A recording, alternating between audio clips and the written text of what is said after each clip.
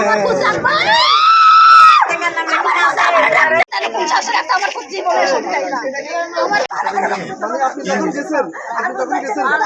বিকেলে তখন ওই দিছে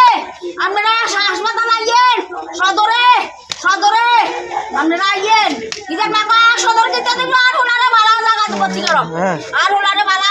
মেডিকেলে ভর্তি করো না আর এই কথা কই ইদার মা কাইতে কাইতে দিছে ওই ইদার মা দাঁড়িয়ে আছে সন্ধ্যার আগে এই আজানদার এই টাইমে আমি গেছি ওখানে দেখি যে আমার নাতিদের উপরে টোলের ছানির উপরে ঠ্যাং এবং হাত কোনোটা ভিতরে কল্লাও ভিতরে দেখি যে ওই জায়গাটা কিন্তু ভিজা আমার তার শরীর সমস্ত শরীরও ভিজা তখন আমি গেছি আর হুতুর ঠিক আছে উঠো একা তখন আবার হুতুরে এই কথাও কইছে যে আমার নাতিরে কীভাবে শাস্তি দিয়েছি দেখছেন এইটাই দেখছি শুধু আর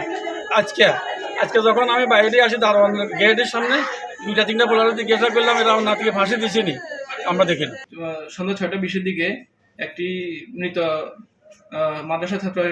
আসে আমাদের কাছে, নাম জিদান। তাকে আমি পরীক্ষা করে দেখি তার গলায় একটি দাগ ছিল, গলায় ফাঁসির দাগ ছিল এবং সেটি ছিল হচ্ছে পিছনের দিকে কন্টিনিউয়াস, মানে নন কন্টিনিউয়াস না,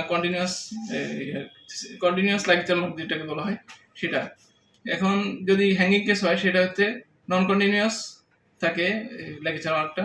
কিন্তু এখানে আমি কন্টিনিউয়াস লেগেচার মার্ক পেয়েছি যেটা হচ্ছে স্ট্র্যাঙ্গুলেশনের ক্ষেত্রে পাওয়া যায়।